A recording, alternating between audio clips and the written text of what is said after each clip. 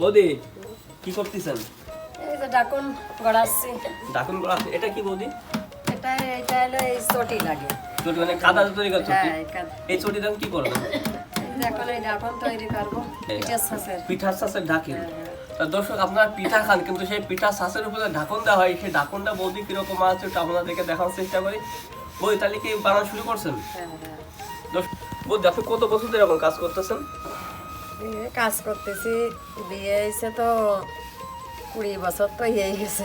আপনি বাবার বাড়ি থেকে এরকম কাজ করা মানে না শ্বশুর বাড়ি আসার পরে কাজ করতেছেন? তেমন বোঝা যাচ্ছে শ্বশুর বাড়ি আসার পর আপনি পুরো কারিগর হয়ে গেছেন। তার মানে বৌদির কথায় বোঝা যাচ্ছে যে কেউ মূলত বাবার বাড়ি থেকে শিখে আসে না, শ্বশুর বাড়ি এসে মূলত নিজেকে কষ্ট করে শ্রম দিয়ে শিখতে হয়।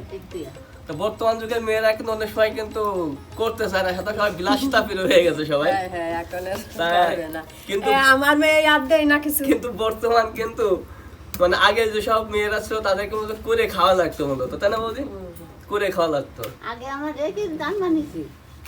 হ্যাঁ গান মানে না তো। তবে একটা জিনিস দেখলাম এই এলাকাতে সবার হাতে একটা জাদু আছে। কি জাদু সেটা উপরওয়ালাই ভালো জানে, কালো জাদু না এমনি জাদু বৌদি? হ্যাঁ, আপনাকে কে কাজ শিখিয়ে দিছিল বৌদি?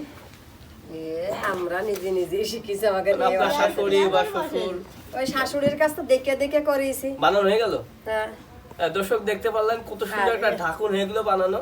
এই জায়গাটা পাতলা করেছে। পাতলা হবে না? সুন্দর একটা ঢাকুন বৌদি কিন্তু তৈরি করে দিল। বৌদি খুব ভালো লাগলো আপনার কাজ দেখে।